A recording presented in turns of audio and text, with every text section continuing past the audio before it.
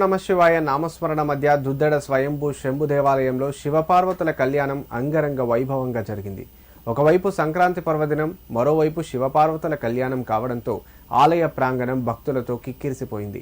కళ్యాణానికి వచ్చిన భక్తుల కోసం ఆలయ కమిటీ ఆధ్వర్యంలో మహా అన్నదాన కార్యక్రమాన్ని విజయవంతంగా నిర్వహించారు. సిద్దిపేట జిల్లా కొండపాక మండలం దుద్దెడ గ్రామంలో సుమారు 800 సంవత్సరాల క్రితం స్వయంభూగా వెలిసిన శంభు దేవాలయంలో 3 రోజుల పాటు నిర్వహించిన బ్రహ్మోత్సవాలు కన్నుల పండుగగా కొనసాగాయి.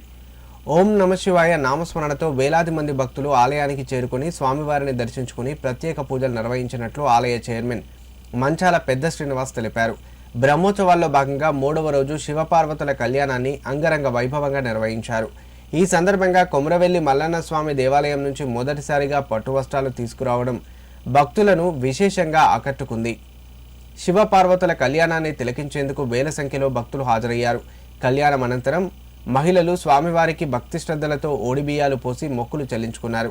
ఈ బ్రహ్మోత్సవాలకు ఎఫ్డీసీ మాజీ చైర్మన్ వంటేరు ప్రతాప్ రెడ్డి సహా పలువురు ప్రజా ప్రతినిధులు, పలు గ్రామాల సర్పంచులు హాజరై స్వామివారిని దర్శించుకున్నారు. కళ్యాణానికి వచ్చిన భక్తుల కోసం ఆలయ కమిటీ ఆధ్వర్యంలో మహా అన్నదాన కార్యక్రమాన్ని విజయవంతంగా నిర్వహించారు.